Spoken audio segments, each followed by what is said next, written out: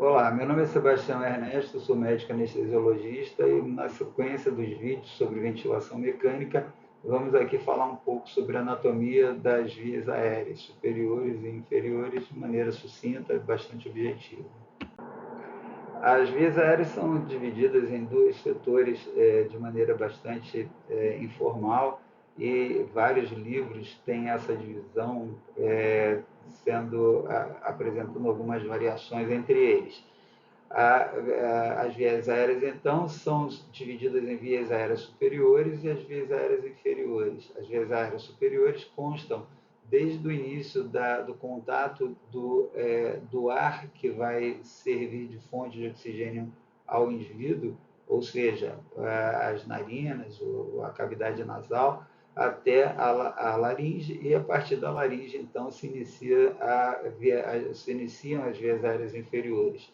As vias aéreas superiores, então, constam de nariz e cavidade nasal, faringe, a laringe, e até chegar, então, ali é denominado via aérea superior. A partir dali, as vias aéreas inferiores se iniciam, então, com a laringe, que tem as suas subdivisões, como vamos ver em seguida.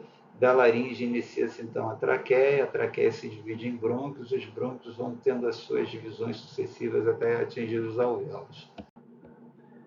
As vias aéreas, então, superiores se iniciam nas narinas, com as suas duas cavidades divididas pelo septo nasal e cada lado contendo as coanas, que são estruturas que são muito importantes.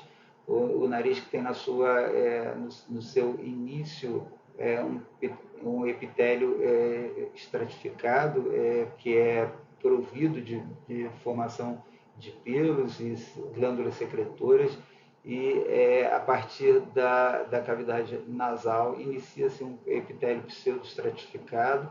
A cavidade nasal se interrompe na altura da faringe e denominando uma região que é chamada de nasofaringe. A narina tem grande importância tanto no aquecimento, umidificação e filtração do ar que é expirado, para que ele seja conduzido aos pulmões de uma maneira mais saudável, aquecido e limpo de estruturas que possam ser contaminantes ou tóxicas ou irritantes às vias aéreas. Existem inúmeros receptores sensíveis que conduzem estímulos através do nervo trigêmeo ao tronco cerebral, que é ativado, e são ativados esses receptores pela presença de corpos estranhos, odores pungentes, e estimulam então o reflexo do espirro.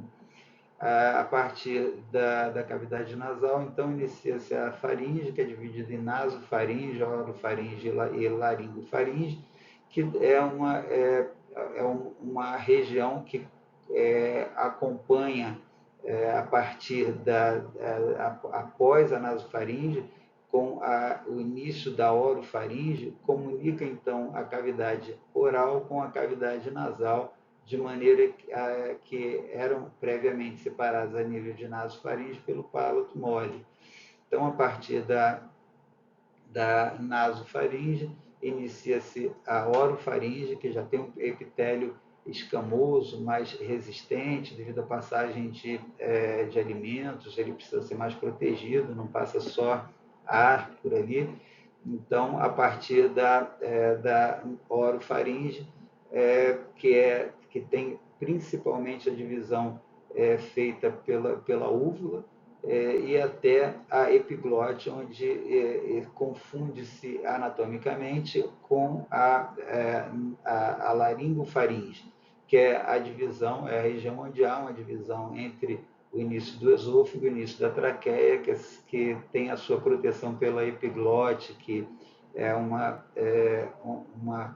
cartilagem que se sobrepõe à entrada da traqueia e no momento da alimentação há uma elevação da laringe na deglutição, fazendo com que haja um tamponamento provisório da laringe pela epiglote, para evitar que haja aspiração de conteúdo deglutido. Após o início da laringe, então, iniciam-se as vias aéreas inferiores, que, como foi dito, compõe-se de, inicialmente, a laringe, que é o fator, que é a região de divisão entre vias aéreas superiores e inferiores. A epiglote, então, abaixo da epiglote, iniciam-se as vias aéreas inferiores. Aqui nesse outro lado, temos aqui um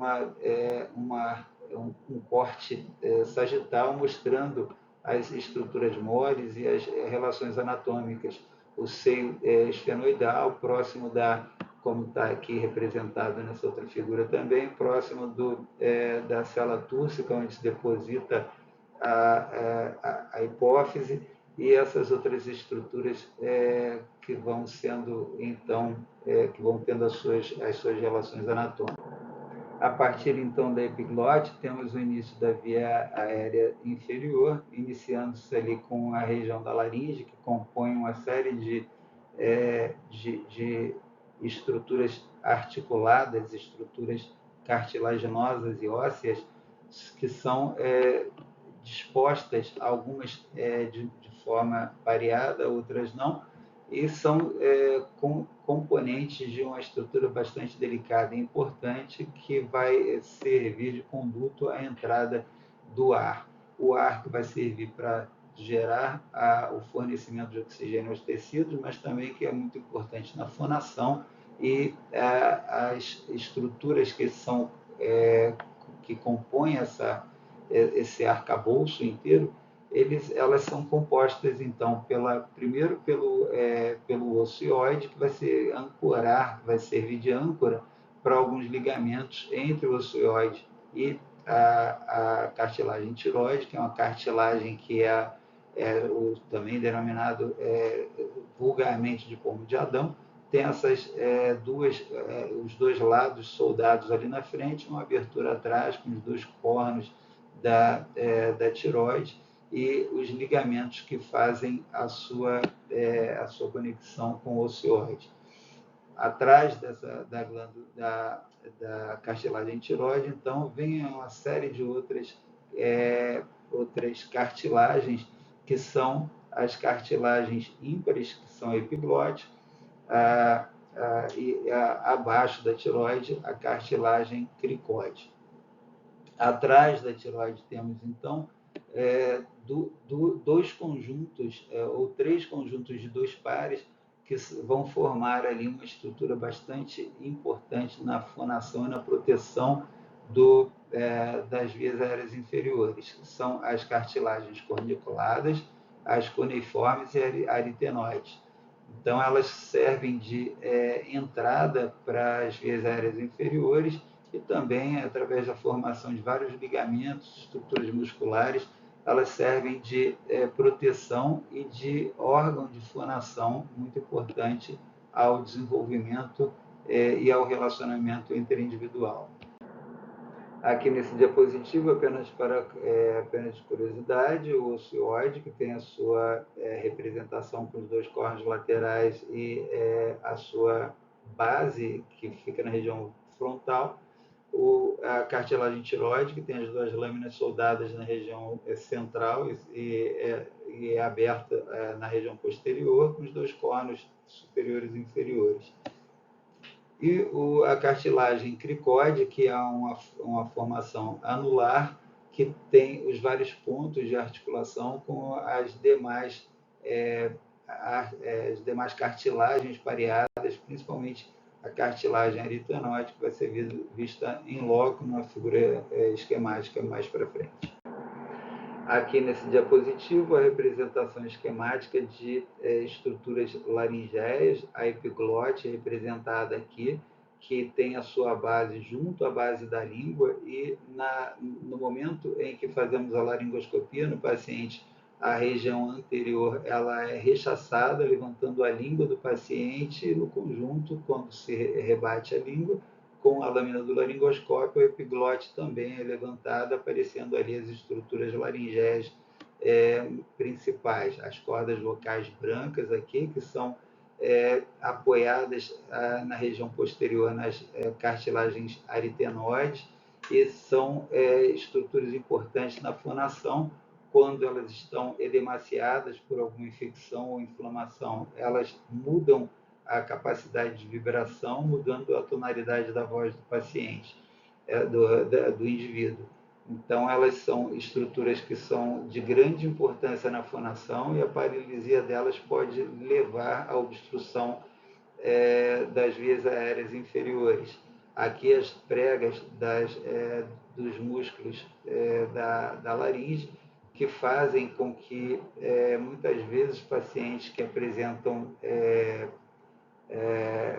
espasmo de glote por reações inflamatórias ou edema infeccioso, podem gerar aumento desse tônus e obstrução de vias aéreas também. Aqui, uma visão mais próxima da visão real das aritenoides, das cartilagens cuneiformes, e prosseguindo aqui abaixo das cordas vocais, já iniciando os anéis traqueais na sua face interna.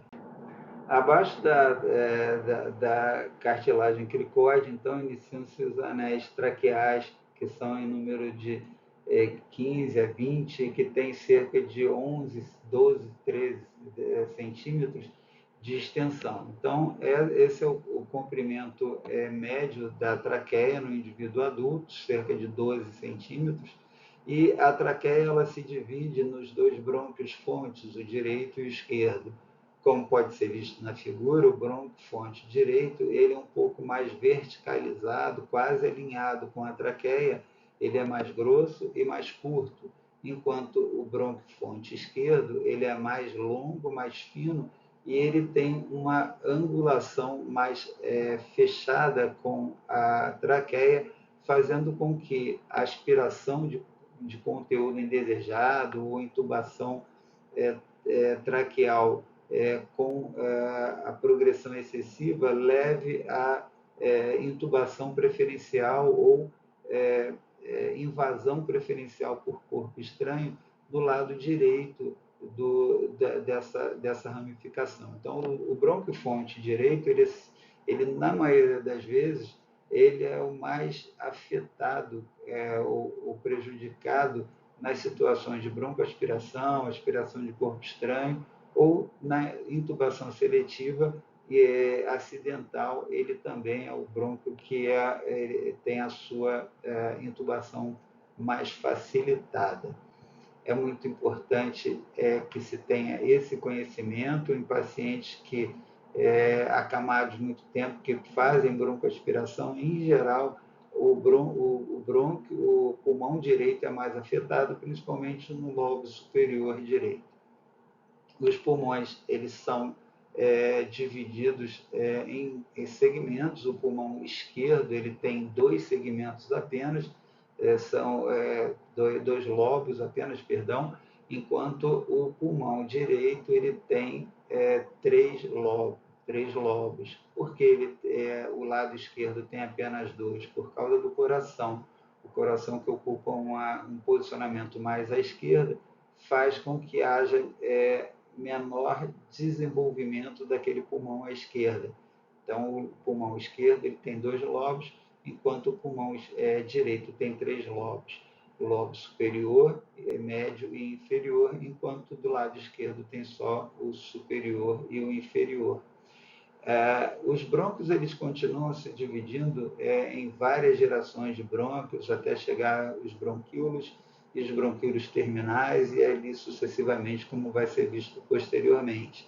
Existe uma diminuição progressiva da quantidade de cartilagem e de músculo à medida que avançam essas ramificações, e o epitélio é pseudoestratificado, quase toda a via aérea suporta a presença de glândulas que produzem muco e cílios que tendem, que fazem com que esse muco se dirija sempre em direção à saída das vias aéreas, na tentativa sempre de eliminar corpos estranhos, material de debris e assim por diante. Então, como foi dito anteriormente, o pulmão esquerdo, devido à presença do coração, ele tem apenas dois lobos, o lobo superior e o lobo inferior, enquanto o pulmão direito ele tem os três lobos, o lobo superior, o lobo médio e o lobo inferior. Há a presença em cada um dos dois pulmões a presença do hilo por onde entram ali na sua face medial de cada um dos pulmões, tanto os brônquios fontes quanto os vasos sanguíneos, veias e artérias pulmonares e os vasos linfáticos também. Como foi dito, até durante toda a bifurcação e a ramificação dos brônquios em bronquíolos, existe um acompanhamento no seu desenvolvimento de estruturas musculares lisas e de também cartilagens. As cartilagens elas deixam de surgir nos bronquíolos terminais, onde a quantidade de músculo liso acaba aumentando, gerando a maior facilidade de broncoconstrição em estruturas mais distais. A partir dos bronquíolos terminais, surgem os bronquíolos respiratórios. São estruturas que já começam a apresentar o surgimento de alvéolos e de sacos, de ductos alveolares, que são estruturas que vão ser construídas sem a presença de cartilagem e estrutura muscular e que vão ser ramificadas, produzindo vários alvéolos e também os sacos alveolares, que são conjuntos alveolares com interligação por poros entre eles. A troca gasosa pode acontecer desde os bronquíolos respiratórios, porém, ela é bastante inexpressiva. São nos alvéolos que ocorrem as trocas gasosas mais importantes, aquele sangue que chega via artéria pulmonar com o conteúdo de oxigênio já bastante reduzido, um sangue que chega da periferia para o coração direito, e do coração direito vai para o pulmão, então chega no pulmão, aquele sangue deoxigenado vai sofrer, vai receber oxigênio a partir dos alvéolos devido a esse gradiente de concentração, a pressão parcial de oxigênio muito maior nos alvéolos do que no sangue capilar que passa por ali. Esse gradiente favorável à passagem de oxigênio do alvéolo para o sangue. E da mesma forma, ou em sentido contrário, aquele sangue que chega com pouco oxigênio chega com muito CO2, produto do metabolismo celular de todo o corpo, e chega ali com bastante CO2 no capilar via artéria pulmonar e tem um gradiente de concentração favorável à sua eliminação da corrente sanguínea para os alvéolos e dali ser eliminado pelas vias aéreas superiores. O alvéolo ele é composto de várias camadas, existe a membrana basal, de um lado dela o epitélio do alvéolo, do outro lado o endotélio dos capilares e das arteríolas, fazendo com que haja uma separação numa estrutura bastante delgada, que facilita em muito a passagem dos gases nesses sentidos já mencionados. Lembrando sempre que o oxigênio ele tem uma dificuldade maior de passagem pelas membranas respiratórias, enquanto o CO2 tem uma facilidade de cerca de 200 vezes maior de passar. Então, em situações onde há edema alveolar, seja por doença cardíaca, ou doença pulmonar, ou doença inflamatória, há uma dificuldade maior de recepção do oxigênio do alvéolo para os capilares do que de eliminação do CO2 em sentido contrário. Então, a troca gasosa que ocorre ali, ela é sempre em função de um gradiente de concentração dos gases que são eliminados ou que são absorvidos pelos alvéolos. Os alvéolos são em número bastante elevado, cerca de 300 milhões de alvéolos constituem a nossa árvore respiratória nas vias aéreas inferiores, e se esses alvéolos fossem dispersos de uma maneira aberta, numa superfície sólida, abrangeriam cerca de 70 a 75 metros quadrados. É uma superfície bastante ampla para facilitar, o que facilita muito a troca gasosa. Lembrando sempre que a difusão ela tem alguns fatores que facilitam e outros que dificultam. Entre os fatores que facilitam existe a solubilidade do que passa através dessa membrana, o peso molecular, a espessura dessa membrana e contra isso, então, os fatores contrários, né? Se ocorre um alargamento, um espessamento dessa membrana, a coisa fica mais difícil. Outra coisa que vai facilitar, como mencionado anteriormente, é o gradiente de concentração através dessa membrana, que vai permitir mais ou menos passagem de acordo com esse gradiente. Os pulmões são contidos ali na caixa torácica e são envoltos por duas películas, duas membranas chamadas de pleura. Existe a pleura parietal, que é aquela que recobre a parede interna do tórax, e a pleura visceral, que é contínua com a parietal, mas que está em íntimo contato com o pulmão, ou os pulmões. Existe uma camada, uma película líquida que se mantém entre as duas pleuras, que dificulta a separação entre elas devido à tensão superficial, mas que permite o deslizamento entre ambas. É como se você tivesse duas superfícies de vidro com um pouco de líquido entre as duas. É difícil de separar, mas há um deslizamento fácil entre as duas superfícies. Então, essas duas membranas, a pleura parietal e a visceral, elas se mantêm bastante próximas, unidas, é uma intimidade bastante intensa, e quando há o aumento do volume torácico pela expansão da musculatura inspiratória, há a geração de uma maior pressão negativa interpleural, que faz com que o pulmão também se expande, e isso gera uma pressão negativa intraalveolar, que facilita a entrada de ar renovado nos pulmões.